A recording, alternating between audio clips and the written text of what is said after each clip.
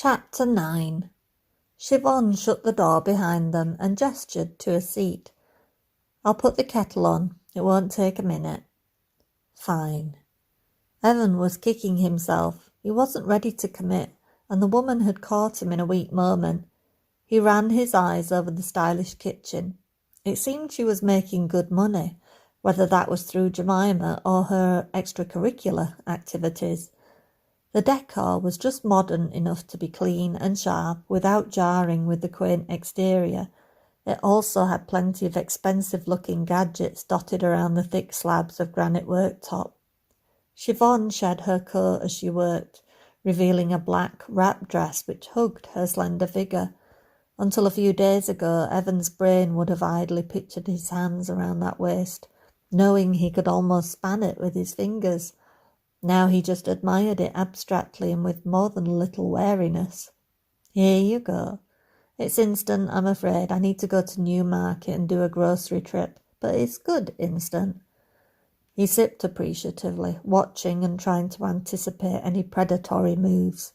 When she didn't speak for a little while, he decided to break the slightly awkward silence. "Have you heard of any more trouble from the man who set about Flora?" "Somebody attacked Flora?" Siobhan looked genuinely alarmed. "You're telling me you don't know?" Evan did an unplanned brow waggle as she shook her head, a perplexed look on her face. "She spoke to Lady Jemima the day after it happened. A week ago, some louse on the fens was going to let his bloody great big dog savage hers. Luckily she has balls the size of haggis and I wasn't too far away." "Bloody hell. No, Jay didn't tell me. I would have come straight to see her if I'd known. She must have been really shaken up." "She was. I've been with her out on walks ever since." "Really? That's good of you." Siobhan laughed to herself. "I'd try and get you paid for that, but Jemima wouldn't like the idea of Flora needing help. Maybe that's why she hasn't told me.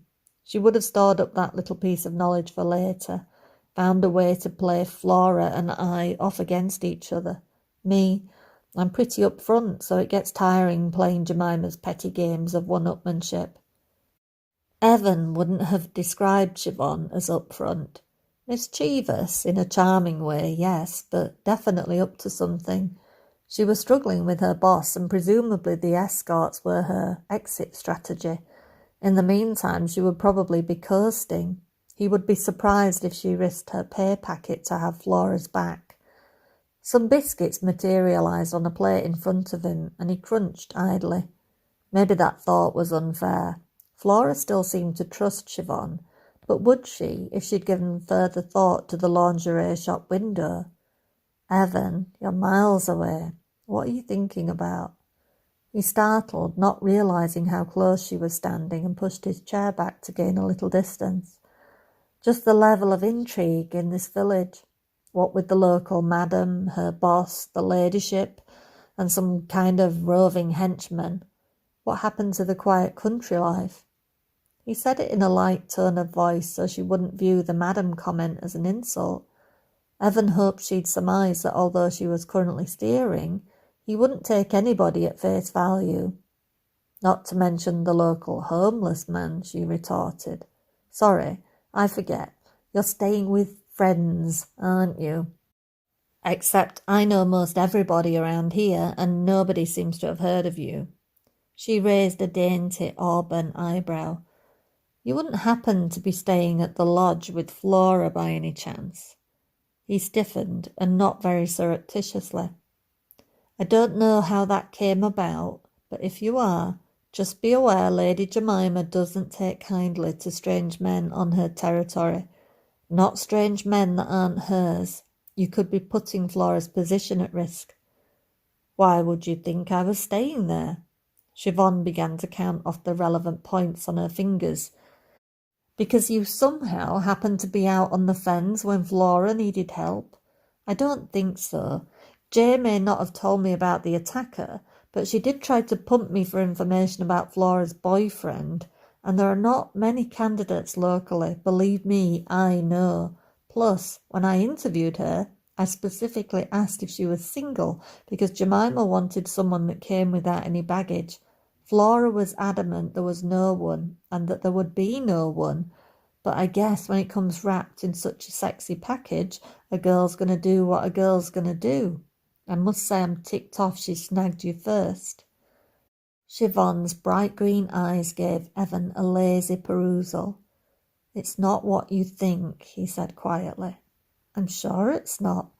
Two attractive people sharing confined quarters like that? I'm sure nothing's happened, she winked. Anyway, I've said my piece. If you're at the lodge, better not let Jay find out. Evan drained his cup and stood up to leave. We're not done with our business yet. How's that? The price of my silence. You let me take a look at what Flora has been sampling, and if I approve, then you will go on one date with a lady of my choice. After that, it's up to you whether you continue to work for me or not. You're blackmailing me? Evan sounded astounded. You bet I am. In fact, I'll do whatever it takes. There's a lot of money to be made in this county, and I've got nobody to take advantage of it. Think of it as a mutually beneficial situation. Evan scrabbled for an anchor for his thoughts, the mental plot points he'd subconsciously gathered since his arrival in Brigley Prior were jostling for supremacy, like a bingo machine shuffling inside his brain. It had been so long since he'd felt it that he'd almost forgotten the rush, and Siobhan had unwittingly taken accountability from his hands. Now he could snatch the excuse that he had no choice but to proceed, and it felt fabulously liberating. All those odd little questions waiting for interesting answers, with the cute fluffy dogs and the villains in abundance on the fens, at the hall, and possibly in this kitchen. All good stuff, and tied with Flora, the pretty, glossy ribbon binding the whole package together. Flora, Flora, Flora, with an engaging backstory of her own. Did it matter that he was a bastard and willing to use the situation to his benefit? He could shield her to some extent, or maybe just write her exactly as she was. The girl was perfect anyway, so how could that hurt? And it would help Dolores, and she had cancer. Okay, maybe that was scraping the barrel of justification, but there were also Ella's words from a couple of weeks ago floating through his head. Do something you wouldn't usually do. Take some risks. And if Siobhan was going to use him, he was going to use her right back. Evan shrugged his waterproof parka from his shoulders, letting it fall to the floor, before pulling his jumper up over his head. With his face still snagged in the neckline and his muscular arms to the ceiling, he heard Siobhan murmur in appreciation. Yes, Evan, she teased. Just like that, nice and slow. Make the lady beg for it. He yanked his jumper free in aggravation. I am not sleeping with anyone. I don't care how much money I make. Siobhan laughed. Shut up and lose the jeans too. Bare-chested, Evan was uncomfortably aware of his nipples tightening in the slightly chilly air. He unbuckled his belt and shoved his jeans down to his ankles. No fucking way was he taking off his boots. He wanted to make a quick getaway from Siobhan if necessary. You are everything I'm looking for, Siobhan cooed as he stood there, feeling like a brain-dead slab of meat. Do you know how many men I've seen hoping someone would show me even a fifth of what you've got? She stood up and walked around him. When she came back in front, she ran her palm over the rosy blonde hairs below his navel. His cock had the audacity to tingle, and Evan mentally chastised it. That's enough, he groused. Ah, but I'm the boss, remember? She trailed her fingers over his hip and ghosted over the tight muscles of his rear end. When she seemed satisfied with that, she tiptoed them back up and slid the first inch of her finger inside his waistband, gently pulling towards his groin. Evan struck out, clenching her wrist tight to make sure she understood. Siobhan chuckled. Even if you don't sleep with my clients, Evan, they'll still be tactile. That's what they're paying for. The privilege of touching and being touched by a man that looks like you. They can touch all they like while I've got my kecks fastened. She pinched his cheek gently. You're so adorable when you're flustered. The sound of the doorbell chiming interrupted them, and Siobhan spun on her heel to open it. For fuck's sake, let me get dressed first, he blurted out. Further cursing was robbed from his tongue as Siobhan pulled the door wide to reveal Flora staring at him, her face ashen. She addressed Siobhan while keeping her eyes fixed on him. Jemima called and said you had a dog food delivery for me. Here? No, why would I have dog food delivered here? Sorry, I should have said hello first. Come in, Flora. You remember Evan, I suppose? She threw him a conspiratorial wink. He didn't know what the intentions were behind it, but given Flora's disgusted look, he was not partial to giving Siobhan the benefit of the doubt. He yanked his jumper back on, feeling more exposed than ever. Hey, Flora. Hey, bastard, she responded, and before he could pull his trousers up, Flora yanked the waistband of his boxer briefs and snapped it back hard against his flesh. It wasn't anywhere near satisfying, but he winced more at her blatant disgust. Well, seeing as there's nothing here that I want, I'll be leaving. Sorry to disturb your weekend, Siobhan. That's okay. I'm sorry you had a wasted trip. I don't know what comes into that woman's head sometimes. No problem. I'll leave you two in peace. And with one final glare that burned through Evan's eyeballs, Flora was gone. Grabbing his coat, he tried to beat her back to the car, but Siobhan's hand on his arm stopped him. I'll need your mobile number for when I've made the arrangements.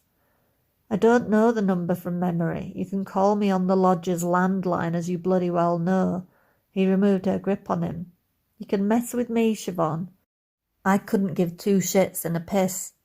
But don't play with Flora. You'll get what you want, but in turn do much better to protect her from Jemima. She nodded tacitly. I'll try my best. Evan trudged back the sneaky way from Brigley Prior to the lodge, crossing the fields and hopping the wall in front of the small cottage. He half expected to find his meagre possessions on the doormat, but all seemed serene. He gave a soft, apologetic knock before opening the door and ducking as he entered in case Flora was of a mind to throw something at him. What greeted him was a little perplexing, and his suspicion surged into overdrive. She was lounging cosily on the sofa, a cup of tea in her hand and buried under a pile of dogs. Daphne, sans bucket, seemed to be trying to help with a task on the laptop. She spoke without turning around. So did I interrupt something, or is there a plausible explanation for why you were naked in Siobhan's kitchen? Maybe I misinterpreted something because I thought you were out buying bread and milk.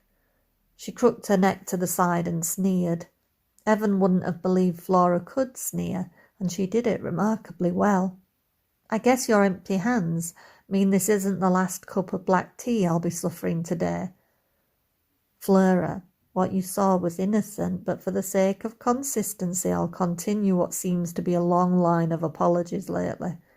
He had the nerve to attempt an angelically hopeful smile. Really? The sarcasm was steadily flowing. Because when I had my job interview with Siobhan, she didn't once request I strip everything off, but then again the ad I answered wasn't in the prostitute section of the paper. That's what this is about, isn't it? Why weren't you just honest and tell me you knew it was her number? That's what offends me the most, Evan. He ventured around the sofa and lifted Fillmore's head out of the way.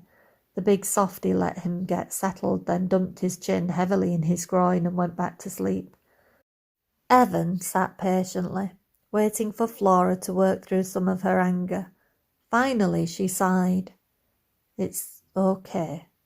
Well, not okay, that would be a lie. It's just weird that you'll be working for Siobhan, but it's none of my business who you take your clothes off for. But no, it's fine. I'm on board. It might work out for the best. You'll be employed. And like you said, it's flexible work so you can still help me out. I'm pleased in a way, because it's the perfect deterrent. Her laugh was hollow. But in the unlikely event I get restless and feel like having sex, then I can pay for your time like anybody else with no hang-ups or complications. I get the security of having a man in the house with none of the entanglement. You can't possibly mean that. Evan felt slightly sick. No, idiot, I don't mean it. I've no intention of paying for sex, and I'd need Siobhan to give me a staff discount if I did. But it is what it is. You're taking the only option open to you, right? Yeah, right. Evan could almost feel his windpipe constricting as the noose tightened around his neck. Then I won't beat you up any further. Just don't bring it to my door, and please try to warn me in future if there's a chance I'll arrive somewhere else and find you naked. She sounded matter-of-fact, but Flora's heart had gained new tatters. She pretended to remain fascinated by funny puppy videos as she suffered the weight of his eyes and his silent apologies. Evan left the sofa and she managed a short, hitched breath. She tried not to pay further attention, but he came back into the room with the poodle's buckets, kneeling to fasten them on. Flora would have asked what he was doing, but what good would it do when she couldn't frigging speak to him without the risk of crying? He pulled the laptop from her hands and bent at the waist, locking his eyes with hers. They twinkled like pale blue ice chips. I'm not on the job yet. What's that supposed to mean?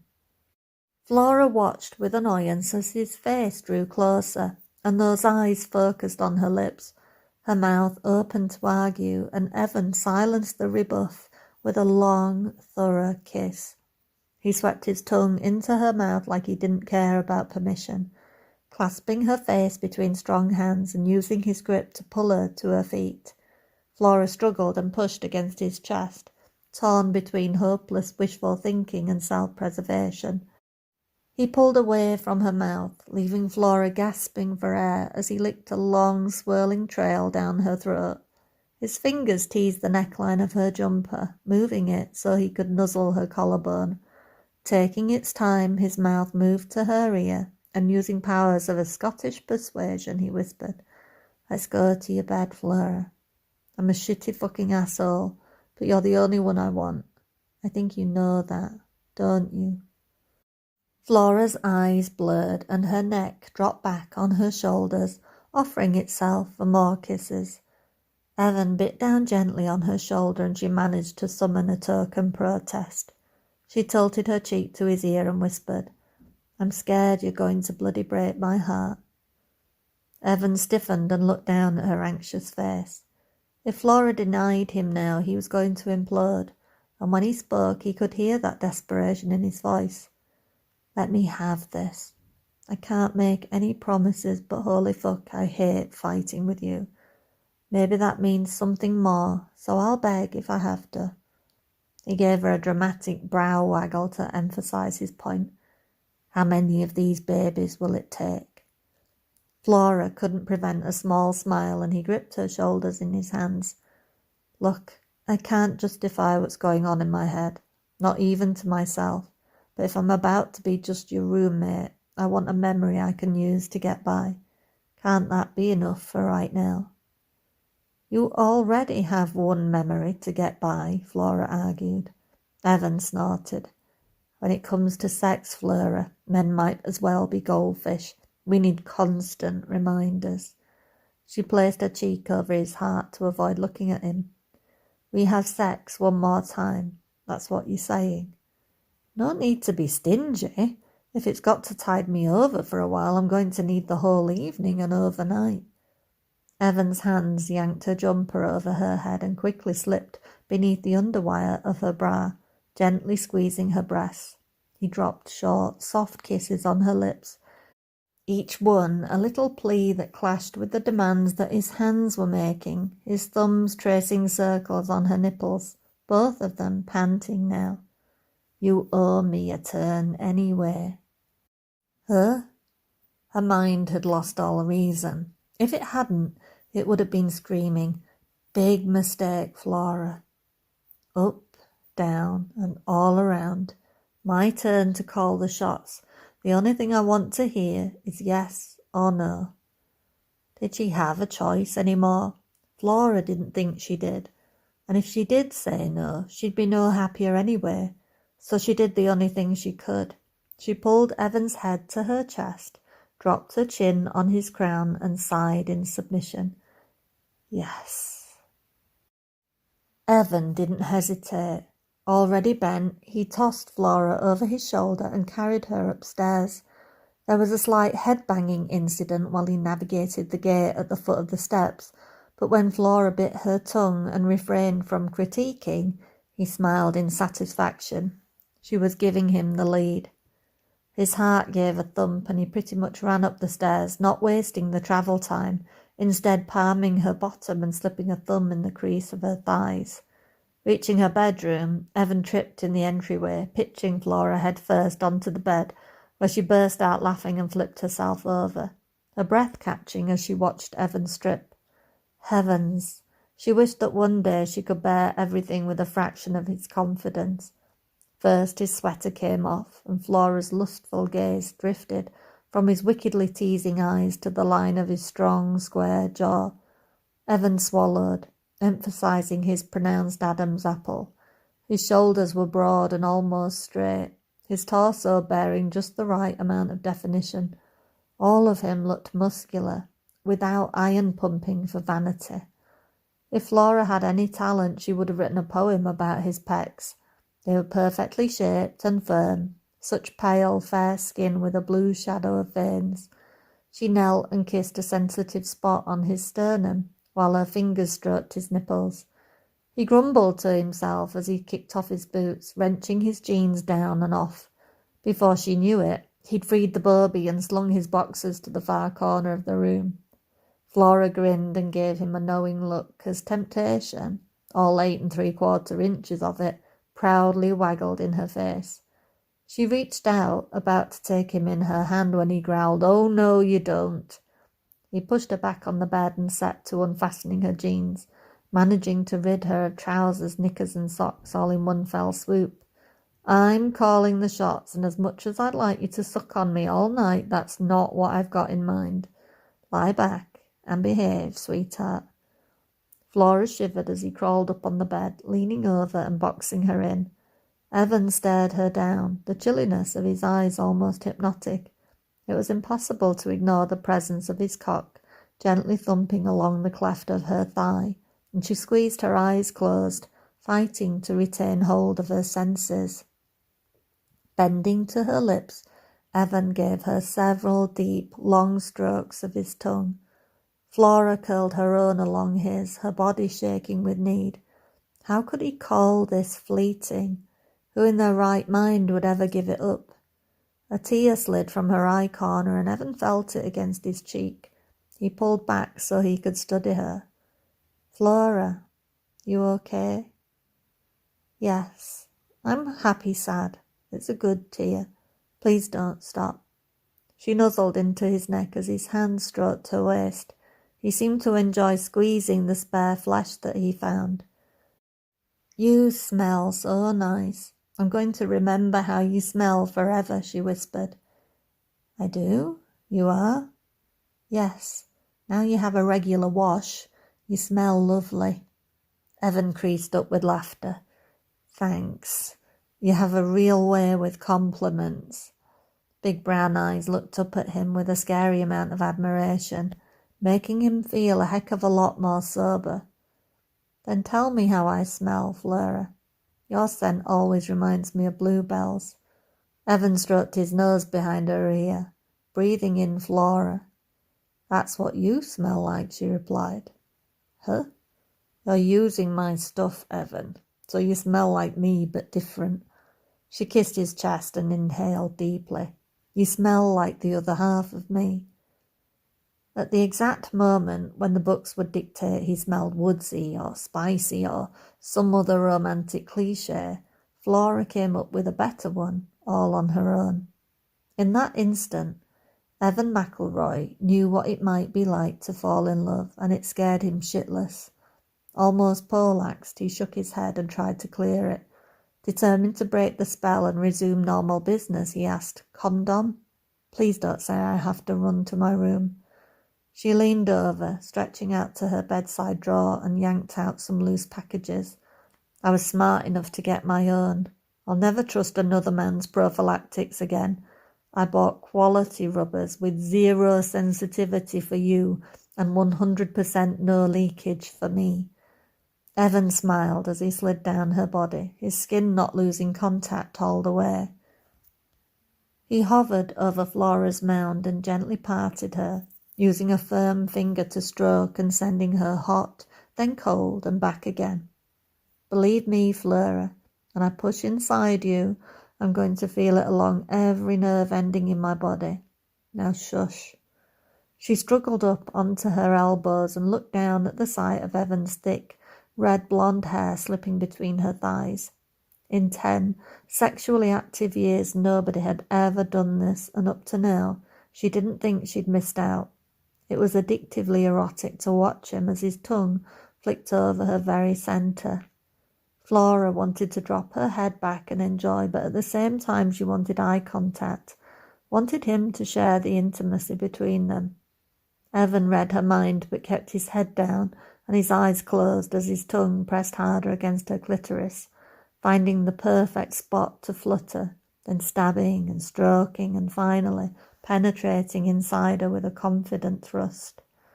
Small hands came to grip the back of his head as his tongue slipped luxuriously in and out, over and over. Flora lifted a leg and languorously stretched it over his shoulder, her heel rubbing his shoulder blade, urging him on. Flora bit her lip and tried to hold back some emotion for the sake of her sanity.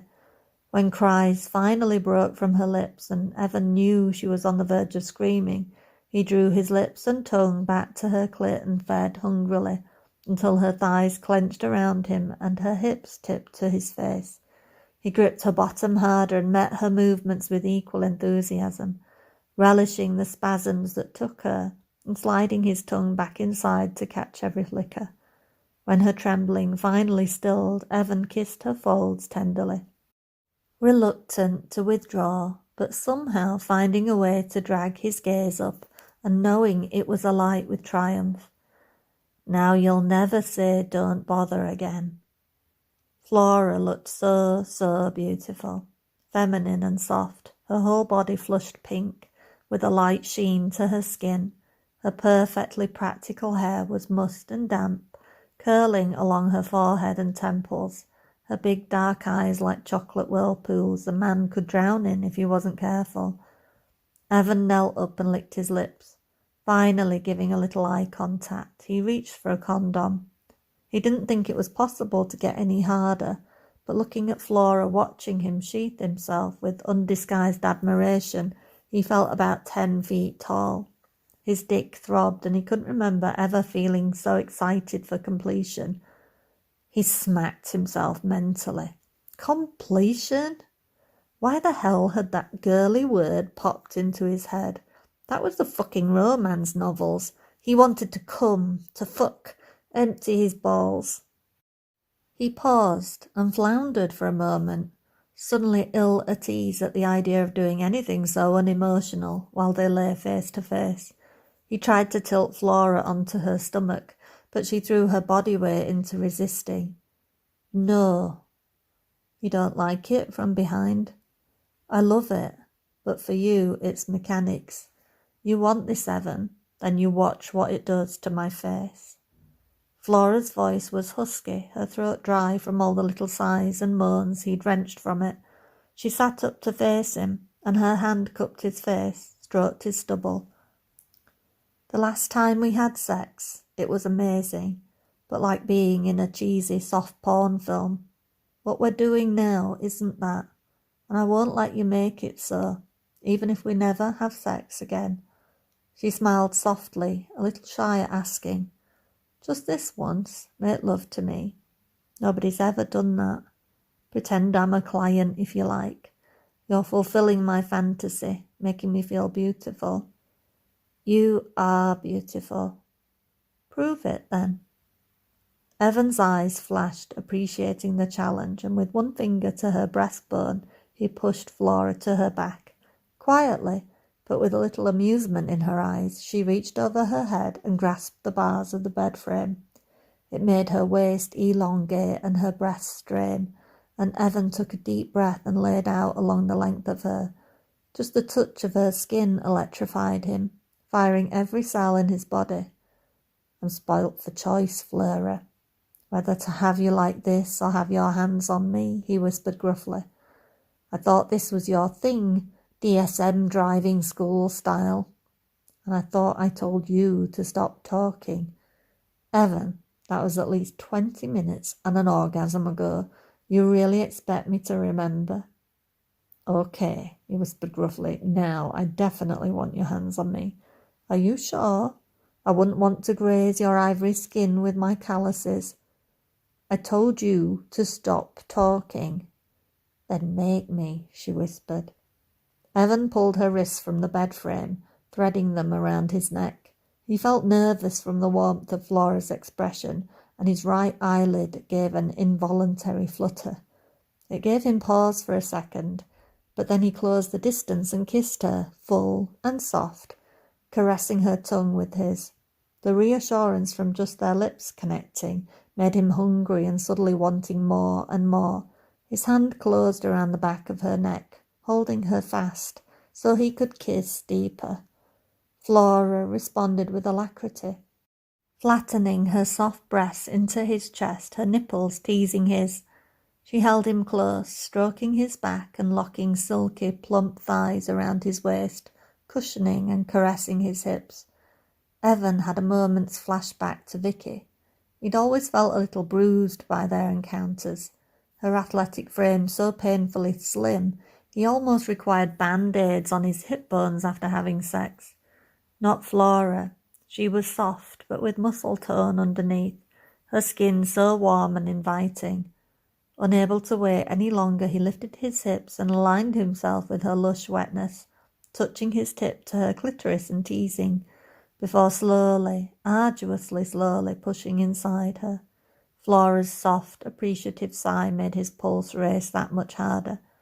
Evan's mind taunted him with all those cliched phrases, so hot, so tight, so wet, all for him. The romantic novel nonsense he was far too Scottish to mutter, but accurate all the same. Something about Flora riveted him, drove Evan to force more of those little squeaks she couldn't squash, make them pour from her lips. He picked up his pace, thrust harder, deeper, the bed rocking on its frame. He pounded on, not sure if he was lasting seconds or minutes, but already feeling himself swelling, the almost painful need to just let go or burst into flames. Evan, God, please. That's it. Come on, give it to me. He added a little tilt to his thrusts, calculating he had about 5 seconds left in him. Desperately, he tried to slide his hand between them to stroke her clitoris. He didn't even need to, as almost without warning Flora was coming. Strong internal muscles stripped the last of his defences as he climaxed right behind her, his brain blanking with the force of it. Evan continued to thrust, almost powerless to stop the motion. A minute later, Flora groaned. You have to stop. I don't think I can. Inexplicably, he was still moving, still hard, a new phenomenon altogether. I don't think I can come again. My legs are like jelly, she whispered. Evan smiled with his eyes closed and slumped onto her. I'm going to rest like this then. Don't mind me, sweetheart. Flora ran a hand through his hair, playing with the peak on his forehead. Careful what you wish for. I'm tempted to chain you there forever. He ceased his movements and within moments fell asleep, pleasantly heavy on top of her. Flora eased herself away just enough for him to slip out of her body. She removed the condom gently, amazed he was too comatose to notice, and padded across to the bathroom, feeling Evan like he was still inside her. She sat on the toilet, trying not to think too hard. In a moment she would climb back into bed and curl around him. Not for long, because fantasies weren't meant to last. Not when dogs were wearing buckets and nice men couldn't be trusted. But it was okay to pretend they could, until feeding time.